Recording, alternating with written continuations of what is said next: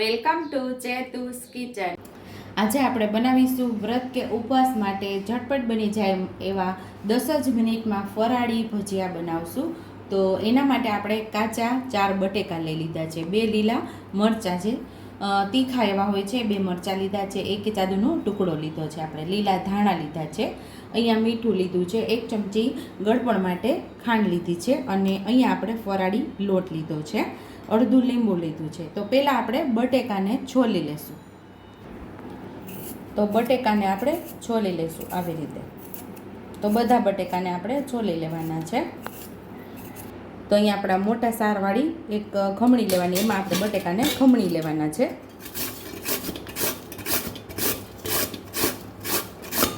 આવી રીતે ખમણી લેવાના છે બધા બટેકાને।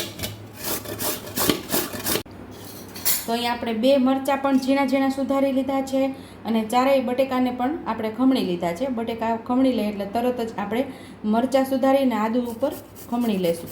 ઝડપ કરશું નહીંતર આપણા બટેકા કાળા પડી જશે। તો ઝડપથી આ બનાવી લઈએ એટલે માત્ર 10 જ મિનિટની અંદર આપણા ભજીયા તૈયાર થઈ જાય છે। સ્વાદ મુજબ આપણે મીઠું ઉમેરશું, ખાંડ ઉમેરી દઈશું, લીલા ધાણા ઉમેરી દઈશું,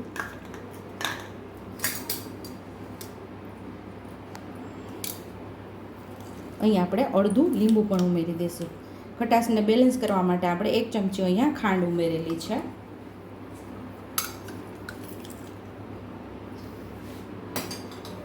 હવે આપણે અહીંયા ફરાળી લોટ લીધો છે, આપણે ઉમેરી દઈશું। તમારી પાસે ફરાળી લોટ ન હોય તો તમે રાજગરાનો લોટ અથવા તો પછી તપખીર કે પછી સાંબારને દળી અને સાંબારનો લોટ પણ તમે તૈયાર કરી શકો છો। પહેલાં આપણે 2 ચમચી જેટલો લોટ ઉમેરેલો છે અને મિક્સ કરી દઈશું આપણે। અહીંયા અડધી ચમચી જેટલું આખું જીરું ઉમેરશું આપણે,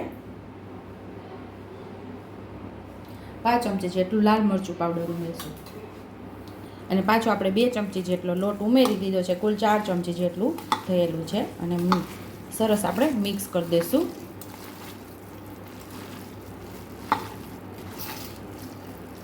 તો અહીંયા આપણે હજી 2 ચમચી જેટલો લોટ છે એટલે કુલ 6 ચમચી જેટલો આપણે લોટ જોયેલો છે, એટલે કે નાની વાટકી 1/4 કપ જેટલો અહીંયા આપણે ફરાળી લોટની જરૂર પડેલી છે। સરસ આપણે મિક્સ કરી દઈશું। અહીંયા માત્ર બાઇન્ડિંગ આવે એટલો જ આપણે લોટ ઉમેરવાનો છે, કોઈ પણ શેપની જરૂર નથી। અનઇવન શેપની અંદર આપણે ભજીયા પાડી લેવાના છે। સાઈડ ઉપર આપણે તેલ પણ સરસ ગરમ થવા રાખી દીધું છે। અહીંયા આપણું તેલ સરસ ગરમ થઈ ગયું હશે તો આપણે નાના નાના ભજીયા આપણે આવી રીતે, કોઈ પણ શેપની જરૂર નથી, આવી રીતે તમે મૂકી શકો છો।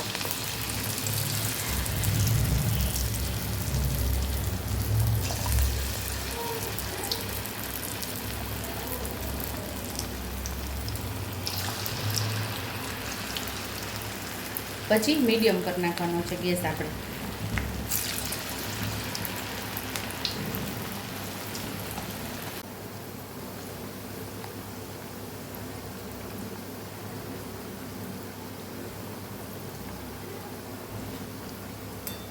પહેલાં ગેસને આપણે ફાસ્ટ રાખીને તેલને ગરમ કરી લેવાનું છે અને ભજીયા ઉમેરીને મીડિયમ સાઈડ આપણે ગેસ કરી લેવાનું છે। ધીમે ધીમે આપણે ફેરવી લેશું। સરસ ક્રિસ્પી એવા આપણે તળી લેવાના છે।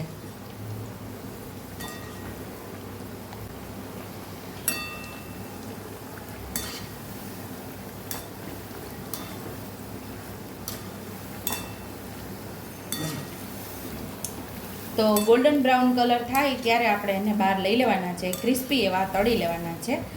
ઉપરથી મસ્ત એવા ક્રિસ્પી થશે અને અંદરથી એકદમ સરસ સોફ્ટ।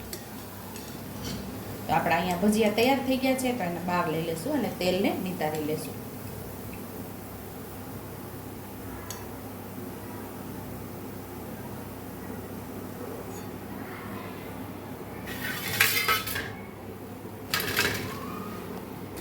સેમ એ જ રીતે આપણે બીજા ભજીયા પણ પાડી લઈશું।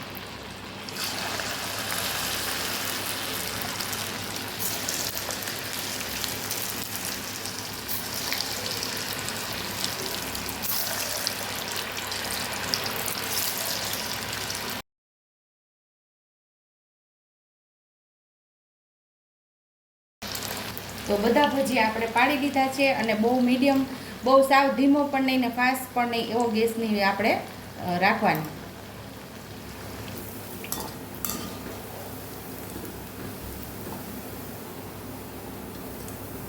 તો અહીંયા આપણે બીજી વાર પણ જે ભજીયા ઉમેરેલા એ પણ સરસ તૈયાર થઈ ગયા છે. તો એ પણ આપણે ડીશમાં લઈ લેશું. આ ભજીયા તમે કોઈ પણ વ્રત કે ઉપવાસમાં કે એકાદશીમાં તમે ખાઈ શકો છો. અત્યારે પુરુષોત્તમ માસ ચાલે છે અને કોઈને પણ વ્રત કે ઉપવાસ હોય તો આવી રીતે બનાવી અને ફરાળમાં આ ભજીયા લઈ શકે છે. તો અહીંયા આપણા ભજીયા ટેસ્ટી એવા ભજીયા તૈયાર થઈ ગયા છે. તો આપણે સર્વ કરી લઈશું. વ્રત કે ઉપવાસ માટે સુપર ટેસ્ટી એવા આપણા ભજીયા તૈયાર છે.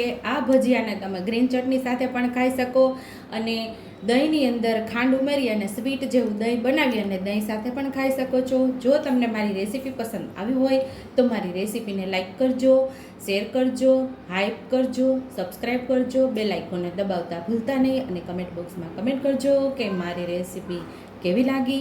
તો આવજો.